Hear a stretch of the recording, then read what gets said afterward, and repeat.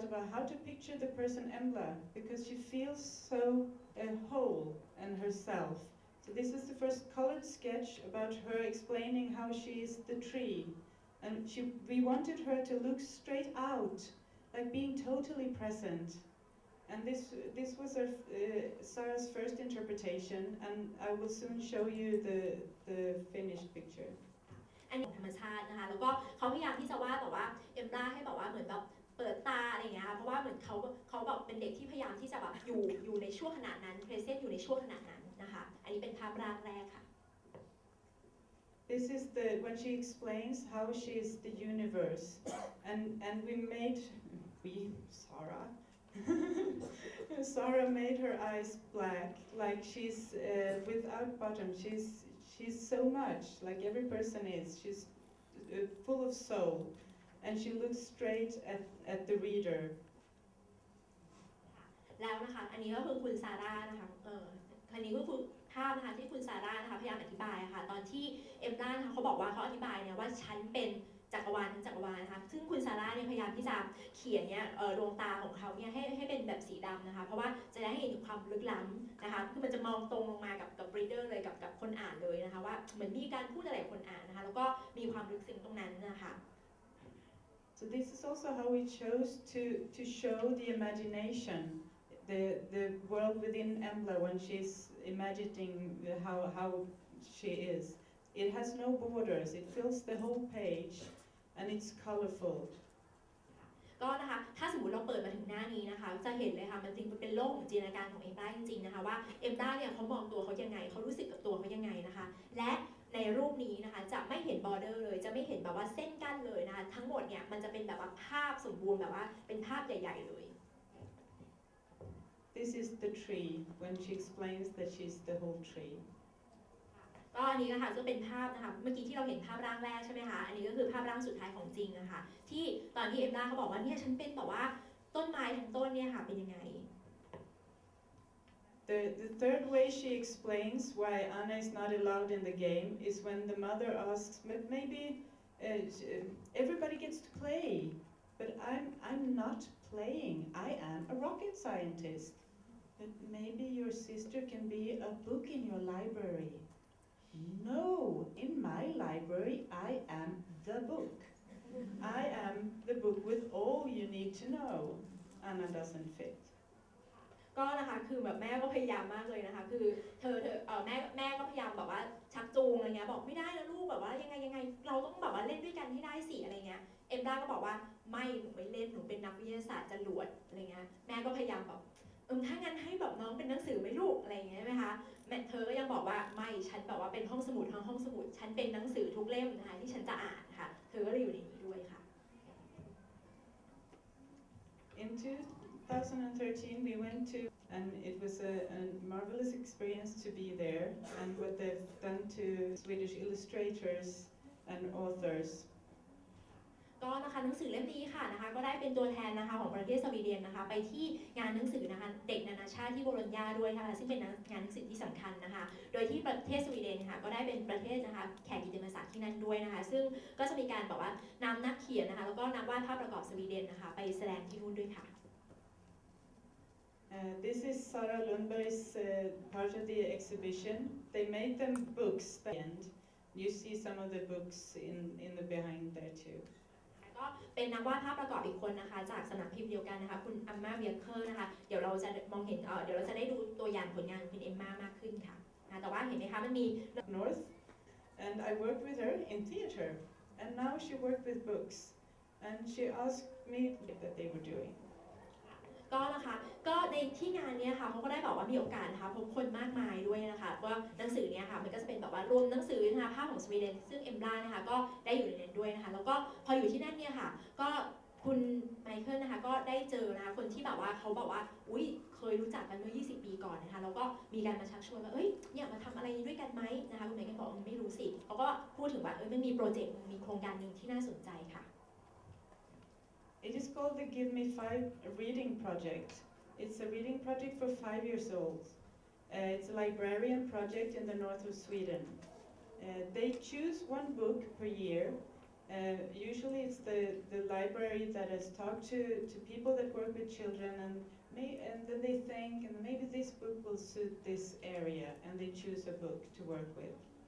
ค่ะก็นะคะเป็นโครงการนะคะ Give Me Five นะคะซึ่งนะคะเป็นโครงการนะคะสำหรับการอ่านนะคะสำหรับเด็กนะคะอายุ5 ขวบค่ะนะคะเป็นโครงการนะคะที่บรรณาธิการไม่ใช่สิบรรณาธิการเขาเรียกอะไรนะบรรณารักษ์นะคะบรรณารักษ์เนี่ยค่ะในทางตอนเหนือของสวีเดนเนี่ยค่ะเขาจะไปคุยค่ะกับคนที่แบบว่าทำงานกับเด็กนะคะว่า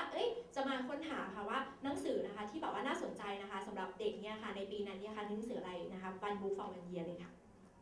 The aim is to inspire and educate people who work with children to find ways to process a book by not only reading it, to work with it in different ways. It's a 3-year project that ended with almost all the libraries up north working with Endless Universe as a theme book. นะคะแล้วนะคะความจริงเนี่ยค่ะโครงการนี้เนี่ยค่ะไม่ใช่แค่ว่าเลือกหนังสือมาเล่มหนึ่งแล้วก็แบบแค่อ่านกระจกนะคะแต่ว่ามันเป็นการนะคะที่ชักชวนให้บรรณารักษ์ทุกคนเนี่ยค่ะมาค้นหาว่าหนังสือเรามีหนังสือเล่มหนึ่งเนี่ยค่ะเราจะทำยังไงเราจะโปรเซสยังไงกับหนังสือเล่มนั้นจะเอามันมาทำอะไรได้บ้างจะเอามันอะไรมาทำอะไรได้บ้างนอกเหนือจากการอ่านนะคะซึ่งไปมาเนี่ยค่ะก็จะเป็นการที่จะทำให้ปรากฏเนี่ยผลออกมาเนี่ยค่ะก็ทำให้เนี่ยค่ะบรรณารักษ์เนี่ยค่ะทุกคนนะคะทุกแห่งเลยนะคะของห้องสมุดในสวีเดนเนี่ยค่ะหยิบเอ็มบรายูนิเวิร์สขึ้นมาเนี่ยค่ะมาเป็นธีมนะคะมาเป็นหนังสือนะคะที่หัวข้อที่เขาจะทำค่ะ It made me, they invited me and Sarah to go on this Nordic tour to visit the children to let them see the faces of the author and the illustrator. So they really made the children important. And before the trip, we made this sky just exactly in the same fashion that Sarah made the skies in the books. So we prepared them for the children, and they made small planets that they put on the sky. ไมเคิลนะคะแล้วก็ทำยังไงที่จะแบบทำยังไงให้หนังสือเล่มนี้เนี่ยค่ะเด็กเข้าใจเด็กสนใจมีกิจกรรมใช่ไหมคะเขาก็แบบว่าเตรียมท้องฟ้าไปค่ะโรงเล็กๆอะไรเงี้ยให้กับเด็กๆนะคะมาสร้างเอง So we asked the children, we were working with them in a workshop and they had all this material with them. And we asked the question, if you were a planet, what would you look like? What would your name be? And where in the sky would your place be? แล้วเขาก็เธอได้เป็นจักรวาลเนี่ยเธอจะหน้าตาเป็นยังไงเธอจะชื่ออะไรแล้วเธอจะอยู่ตรงไหนของท้องฟ้าค่ะแล้วก็ให้เด็กจินตนาการแล้วก็ประดิษฐ์ขึ้นมาแบบนี้ Include their planet exactly where they wanted it. We showed them how the painting and they put it on the wall for the children with their families to come and look at. แล้วนะคะหลังจากนะคะที่เด็กๆทุกคนเนี่ยค่ะเขามีดาวเคราะห์ของเขาเองเนี่ยเขามีดวงดาวของเขาเองเนี่ยค่ะเขาคุณครูเนี่ยค่ะก็จะเอานะคะดาวของแต่ละคนเนี่ยค่ะมาติดรวมกันนะคะในจักรวาลใช่ไหมคะแล้วเด็กๆก็จะรู้เลยว่าพอมีดาวของแต่ละคนเนี่ยมาอยู่รวมกันในจักรวาลเนี่ยหน้าตาจะเป็นยังไงนะคะแล้วก็เชิญคุณพ่อคุณแม่เนี่ยมาดูด้วย In the end, they had this big festivity, a store at different stations. In this place where we went in Skellefteå, it's close to my hometown, and they had 20 different stations, all connected to the theme in Embla, where the children could. ได้ไหมคะก็คือต่อเลโก้เป็นเอมบราก็ได้ใช่ไหมคะหรือว่ามีกระทั่งแบบว่ามนุษย์อวกาศนะคะที่แบบเป็นธีมเอมบราด้วย They made Endless Universe a theater play, and a woman made hats. I didn't wear it for very long, but it was beautiful. คือบอกว่ามีการแบบว่าแสดงละครด้วยนะคะแล้วมีผู้หญิงคนนึงค่ะบอกว่าทำแบบเป็นหมวกเลยแบบตอนที่แบบเอมบราแบบว่ากลายเป็นต้นไม้นะคะคือเขาก็บอกว่าไม่ค่อยกล้าใส่เหมือนกันอะไรเงี้ยแต่ก็แบบสวยมากค่ะ And most importantly, they made exhibitions of all the children's works, what they had made during the year, trying to understand the themes, working with the themes. They made different artistic products that they made really nice exhibitions for us to watch and the children to explain how they have worked. แล้วนะคะที่แบบว่าสวยงามจริงๆค่ะคือบอกเขาจัดนิทรรศการเลยอะค่ะจัดนิทรรศการแบบโรงงานของเด็กเลยอะค่ะว่า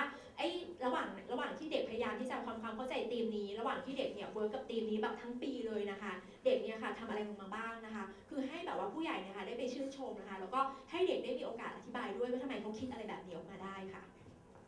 This project teaches the children to use art as a language for expressing your feelings. and that is very important for the future generation. ซึ่งนะคะโปรเจกต์อันนี้เนี่ยค่ะมันทำให้มันเป็นการกระตุ้นนะคะให้เด็กๆเนี่ยค่ะได้ใช้ศิลปะค่ะเป็นภาษานะคะในการบอกว่าถ่ายทอดนะคะความรู้สึกในการถ่ายทอดสิ่งที่ตัวเองต้องการจะสื่อออกไปค่ะซึ่งเป็นสิ่งที่สำคัญมากเลยสำหรับเจเนอเรชันนี้ค่ะ The second book, Embla in Middle of Cosmos, it's about Embla again. This time she's not able to sleep. Anna, luckily, is already asleep, so she's not in the book. ก็นะคะคืออันนี้เนี่ยค่ะก็จะเป็นนะคะเรื่องนะคะเกี่ยวกับนะคะเอมบราค่ะกับคอสโมสนะคะคือเรื่องนี้เอมบรานอนไม่หลับค่ะแต่เจ้าแอนนาหลับได้เพราะฉะนั้นแอนนาบอกว่าไม่มีส่วนในเรื่องนี้นะคะเพราะฉะนั้นก็เป็นเรื่องของเอมบราตอนที่นอนไม่หลับค่ะ Again, the mother doesn't understand what Embla tries to explain. She feels alone, and the mother goes, "Huh? But I'm home." นะคะแต่ว่านะคะก็คือเอมบราเขาบอกว่านะคะแบบนอนไม่หลับอะไรเงี้ยค่ะแน่นอนแม่ก็ไม่เข้าใจอีกแล้วว่าไอ้ลูกมีปัญหาอะไรอะไรเงี้ยลูกก็บอกว่าหนูแบบหนูรู้สึกโดดเดี่ยวนะหนูรู้สึกเหงานะแล้วแม่ก็บอกอ้าวแม่ก็อยู่ด้วยนี่แล้วรู้สึกเหงาได้ยังไงอ่ะEmbla tries to explain, I'm not talking about that. It's like when we were on the bus. I was totally alone on the bus, and the mother protests and says, but I was there, and at least 15 more people. And then Embla says, but nobody saw me. คือเอมบรานะคะเขาก็พยายามที่จะอธิบายความรู้สึกของเขาอะค่ะมันก็ความรู้สึกโดดเดี่ยวของเขามันเหมือนกับว่าอยู่ในรถเมล์อะอยู่ในรถเมล์แล้วแบบรู้สึกเหงาในรถเมล์อะค่ะแม่ก็บอกไม่เข้าใจอีกแล้วแม่บอกเอาแต่แม่ก็อยู่ด้วยนะแล้วมีคนแบบอีกต้อง10 กว่าคนอะไรอย่างเงี้ยค่ะเอมบราก็บอกว่าใช่คนเขาอยู่เยอะแยะแต่ไม่มีใครมองเห็นตัวของเขาจริงๆ Or being in the playground. I can be in the middle and nobody sees me. Like I'm a little dot in cosmos. ก็นะคะหรือว่าเหมือนอยู่ในนะคะสนามเด็กเล่นนะคะเขาอาจจะอยู่ตรงกลางเลยใช่ไหมคะแต่ไม่มีใครเนี่ยมองเห็นเขาเลยเหมือนกับว่าเขาเป็นจุดเล็กๆในจักรวาลค่ะ The mother continues not understanding, wanting her to get to bed. So she gives her water and they go to the bathroom. She lets Embla sleep in her bed. แม่ยังไงแม่ก็ไม่เข้าใจอยู่ดีนะคะแม่ก็บอกว่าไปทำอย่างงู้นไม่ลูกแบบกินน้ำไม่ลูกอะไรเงี้ยไปห้องน้ำไม่ลูกอะไรเงี้ยค่ะจนแบบในที่สุดก็โอเคให้เอมบรานะคะมานอนกับแม่นะคะมานอนบนเตียงแม่ด้วยกัน In the mother's bed, she's left alone and it becomes quiet, really quiet, just in the first book when she's alone. And she feels like the covers of her mother's bed becomes bigger and bigger and she becomes smaller and smaller and smaller. So she panics and shouts for her mother. แล้วค่ะพอนะคะได้อยู่บนเตียงแม่ค่ะก็ได้อยู่คนเดียวใช่ไหมคะแล้วเธอก็บอกว่าได้รู้สึกถึงความเงียบอีกครั้งหนึ่งได้อยู่โดดเดี่ยวจริงๆอีกครั้งหนึ่งนะคะเหมือนในเล่มแรกใช่ไหมคะแล้วพอแบบไปนอนบนเตียงแม่ค่ะอยู่ดีๆเธอก็บอกว่ารู้สึกว่าไอ้ผ้าปูไอ้ผ้าห่มเนี่ยค่ะมันก็แบบว่าใหญ่ขึ้นเรื่อยๆแล้วตัวเองเนี่ยค่ะก็เล็กลงเรื่อยๆใช่ไหมคะแล้วก็แบบจนเขาตกใจอะค่ะแล้วก็ร้องเรียกแม่บอกแม่อะไรอย่างเงี้ยเลยค่ะ At that point, the mother finally asks the daughter, what is it? And the daughter explains. And then the mother tries to talk to her and they find a connection that makes Embla able to sleep in the end. นะคะแล้วคราวนี้เนี่ยค่ะคือแม่ก็เลยต้องมาทำความเข้าใจอีกครั้งนะคะว่าเอาตกลงมีปัญหาอะไรใช่ไหมคะแล้วก็เด็กนะคะก็พยายามที่จะอธิบายนะคะและตอนจบค่ะนะคะทั้งสองคนเนี่ยค่ะก็ได้เจอคอนเนคชันก็ได้เจอนะคะจุดที่เขาเชื่อมโยงแล้วก็ทำความเข้าใจกันได้นะคะในตอนจบ In this picture, the theme was more darkness and light, and how to find the dynamic in between and the symbolisms with it. You see the girl Embla, she's searching for the light, but she's in the darkness. She's in her loneliness, not being able to come out. In the first book, she enjoyed it. This time, she's trapped in it. And the other picture is when they connect, and it's only light and closeness there in the same. มีส่วนสัญลักษณ์มากมายเลยนะคะในหนังสือเด็กเล่มนี้นะคะก็คือสังเกตนะคะว่าในหนังสือเล่มนี้เนี่ยค่ะมันจะมีความมืดมากกว่าความสว่างนะคะแม้แต่ในรูปนี้เห็นไหมคะเหมือนแบบความจริงเนี่ยเอมบราเนี่ยอยากจะพยายามเข้าไปหาความสว่างแต่ตัวเธอเนี่ยอยู่ในความมืดนะคะซึ่งทั้งที่เนี่ยในเล่มแรกเนี่ยเธอชอบอยู่ในความมืดนะคะกลายเป็นว่าตอนแรกเนี่ยเธอเอนจอยบอกว่าอยู่ในความมืดนะคะแต่ว่าพอมาอยู่ในเล่มนี้เนี่ยเหมือนเธอแบบว่าถูกแคลปอะไรเงี้ยค่ะติดกับอยู่ในความ ความมืดเราก็ออกมาไม่ได้นะคะพอเป็นรูปที่2นะคะเมื่อแบบว่าแม่กับลูกเนี่ยค่ะสามารถเชื่อมโยงสามารถแบบว่าติดต่อกันได้แล้วใช่ไหมคะก็จะมีแต่แสงสว่างนะคะแล้วก็จะมีแต่ความใกล้ชิดนะคะมีแต่ความแบบว่า closeness มีแต่ความใกล้ชิดค่ะ In the first book, they're not in the same page. Embla is alone in her frame and be consistent with avoiding eye contact because that is why they are separate, why they don't connect. So they towards each other, they're not looking at each other. So that is why Embla feels alone. นะคะเขาพยายามนะคะที่จะบอกว่าใส่แบบว่าซิมโบลเนี่ยตลอดเวลาเลยค่ะถ้าเป็นเล่มแรกเนี่ยค่ะคือความแปลกแยกของเอมบราเนี่ยเราจะเห็นได้จากว่าเธอไม่ได้อยู่หน้าเดียวกับตัวละครอื่นๆใช่ไหมคะแต่ว่าในเล่มนี้เนี่ยค่ะนะคะตอนที่อยู่กับแม่เนี่ยค่ะก็คือก็เขาเนี่ยก็จะแบบไม่สบตากันเลยนะคะถึงแม้ว่าจะนั่งอยู่ด้วยกันเล่าอะไรให้กันฟังใช่ไหมคะแต่ว่าก็ยังจะไม่สบตากันนะคะเพื่อแสดงให้เห็นว่าทำไมเอมบรานะคะเขาถึงแบบว่ารู้สึกเหงาแล้วก็รู้สึกโดดเดี่ยว So this is from the sketch stage also. แบบว่าในรูปสเก็ตช์นะคะที่แบบว่าเนี่ยยังไงก็ไม่สบตากัน We were talking about looking inside. When the Embla runs out of the mother's room, she runs to a window looking out, but she sees herself. She's looking outside, inside. And when they finally meet, they look out to see inside the other. ก็นะคะอันนี้เนี่ยค่ะเขาจะบอกว่าเป็นสัญลักษณ์เหมือนกันนะคะของการแบบว่ามองเข้าไปสู่ภายนอกแล้วมองเข้าไปสู่ภายในนะคะตอนแรกเนี่ยที่เอมบราเนี่ยเขาไม่เข้าใจกับแม่เขาใช่ไหมคะเขาแบบว่าวิ่งไปที่แบบหน้าต่างนะคะแล้วพยายามจะมองไปข้างนอกแต่ในข้างนอกเนี่ยเขาเห็นตัวเองใช่ไหมคะแต่พออันที่2เนี่ยค่ะคือ2คนนี้เนี่ยค่ะพอเขามองกันเป็นครั้งแรกใช่ไหมคะมันความจริงเหมือนเขามองไปข้างนอกแต่ในสายตาของกันและกันเนี่ยค่ะเขาก็เห็นตัวเองค่ะคือเขามองไปข้างนอกนะคะแล้วก็เขาก็เห็นภายในตัวเองนะคะในสายตาของกันและกัน This is how they look like, but they're not in the book, so you see the stains on outside. And when she's looking at the window, she asks, "What if it's only me looking out? What if it's just me that exists?" And the other picture is when the mother asks, "What do you mean?" And Embla says, "I don't want to be alone." นะคะตอนนั้นเนี่ยค่ะในภาพแรกเนี่ยค่ะเอมบราก็จะถามตัวเองนะคะว่าถ้าสมมติมีแต่ฉันคนเดียวเนี่ยค่ะที่มองออกไปข้างนอกมันเหมือนกับว่ามันเหมือนเด็กเขาถามว่าถ้าสมมติว่าในโลกนี้มีฉันคนเดียวเนี่ยมันจะเป็นยังไงนะคะพอเป็นภาพที่2นะคะจนแม่เขาบอกว่าเป็นการที่แม่เขาเนี่ยกำลังถามว่านี่ลูกหมายความว่ายังไงเธอหมายความว่ายังไงใช่ไหมคะจนลูกเขาเนี่ยค่ะจนเอมบราเนี่ยค่ะบอกว่าพูดออกมาได้ว่าฉันไม่ต้องการอยู่คนเดียวหนูไม่ได้ต้องการที่จะโดดเดี่ยว In the window picture, it's also a flirt with the first book because you see the book in the window shelf and you see the tree. But this time, the feeling of them is not the same. And she's not them. In the other picture, the mother is finally on the same level physically as the child, so they can connect. ก็นะคะเราจะเห็นนะคะถึงความเชื่อมโยงนะคะกับหนังสือเล่มแรกด้วยนะคะเพราะว่าพวกเราจะเห็นแบบว่าอุปกรณ์หนังสืออะไรอย่างเงี้ยค่ะจากเล่มแรกนะคะที่แบบว่ามาอยู่ในเล่มนี้ด้วยเพียงแต่ว่าไอ้สิ่งของจากเล่มแรกเนี่ยมันเปลี่ยนไปแล้วใช่ไหมคะเพราะว่าวิธีการมองเอมบราเนี่ยมันเปลี่ยนไปแล้วนะคะส่วนไอ้ภาพที่2เนี่ยค่ะที่เราเคยเห็นแบบว่าแม่ตัวโตแม่หัวเล็กอะไรอย่างเงี้ยค่ะคราวนี้เนี่ยค่ะก็เปลี่ยนไปเหมือนกันใช่ไหมคะเพราะว่าคราวนี้เนี่ยค่ะแม่มาเหมือนก้มลงมามองกับลูกใช่ไหมคะมาอยู่ในระดับเดียวกับลูก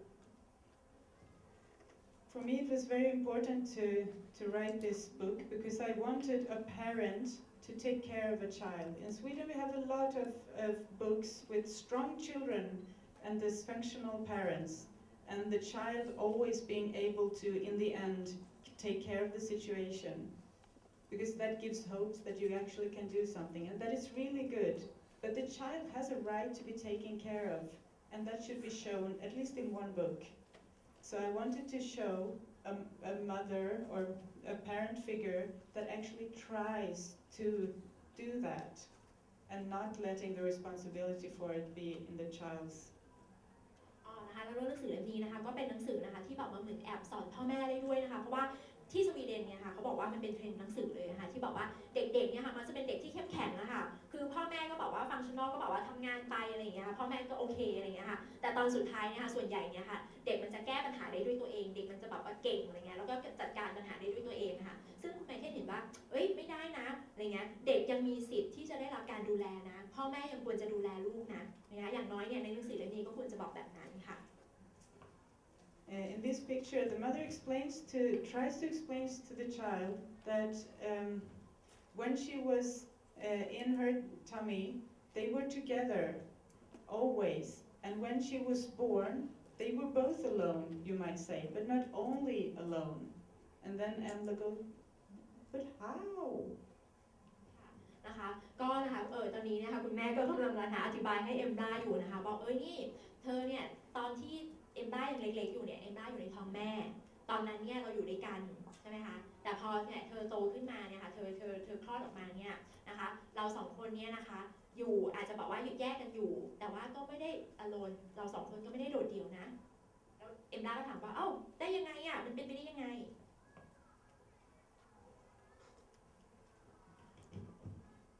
The last picture, this is the release party for Embla in Middle of Cosmos in Umeå for 2 Hour Future, and they're so very important people. The librarians dressed up in the most beautiful clothes and made this a wonderful festivity for the children. นะคะอันนี้นะคะก็เป็นงานนะคะเปิดตัวนะคะเอ็มบราค่ะท่ามกลางแบบว่าคอสโมนะคะซึ่งแบบว่าบรรณารักษ์เนี่ยค่ะเขาก็จะแบบว่าแต่งตัวสวยที่สุดเลยนะคะแล้วก็มาจัดปาร์ตี้นะคะเป็นทีมของเอ็มบรานะคะเพื่อแบบให้ความสำคัญนะคะของเด็กตรงนี้ค่ะหมดแล้วค่ะก็เวลาหมดแล้วความจริงขอ2 นาทีได้ไหมคะ2 นาทีมีใครอยากถามคำถามอะไรคุณไมเคิลมากไหมคะเพราะบอกว่าเห็นแบบน่าจะอยากถามไหมคะหรือไม่ถามเคลียร์หมดทุกอย่างเหรอคะโอเคหลังรอบนี้ก็ได้โอเคค่ะถ้างั้นขอเสียงปรบมือนะคะให้กับคุณไมเคิลด้วยค่ะแต่ว่าเดี๋ยวเราจะมีการถ่ายรูปใช่ไหมคะจะมีการถ่ายรูปนะคะไม่ไอ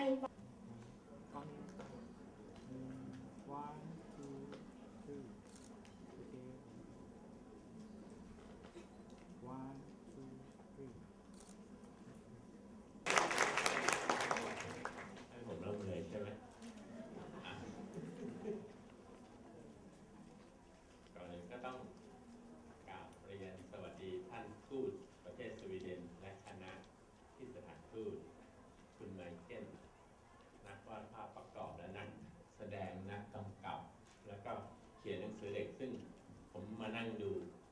ตลอดเวลาก็ชอบภาพประกอบมากแล้วก็สวัสดีทุกท่านไม่ว่าจะเป็นเจ้าของงานมีบุ๊กแล้วก็คนที่เกี่ยวข้องกับหนังสือท่านอื่นๆแล้วก็ท่านผู้มีเกียรติทุกท่านมาในวันนี้ปกติจะเกิดไม่เคยทำสไลด์หรือ PowerPoint นะบอกก่อนครั้งนี้เป็นครั้งแรกแล้วสอนหนังสือก็มีคนล้อตั้งแต่เมื่อวันซืนว่าถ้าเป็นครูสอนหนังสือแล้วก็ทำเตรียมตัวแบบนี้เด็กคงจะเก่งหมดทุกคนผมบอกว่าผมมาปากเปล่าคนก็เก่งได้พอดูคุณไมเคิลแล้วเนี่ยมันสอดคล้องหมดเลยผมบอกให้เลยว่าสิ่งที่ผมทำไม่ได้แตกต่างเรื่องของแรงบันดาลใจเนี่ยทุกคนมีทุกคนเป็นเพียงแต่ว่ามีมากมีน้อยแตกต่างกันไปแต่สำหรับตัวผมเนี่ยยิงด้านไหนเนี่ยไม่ไปเลยสักอันเดียวยิงด้านหน้าโอเคบอกแล้วว่าไม่เคยทำ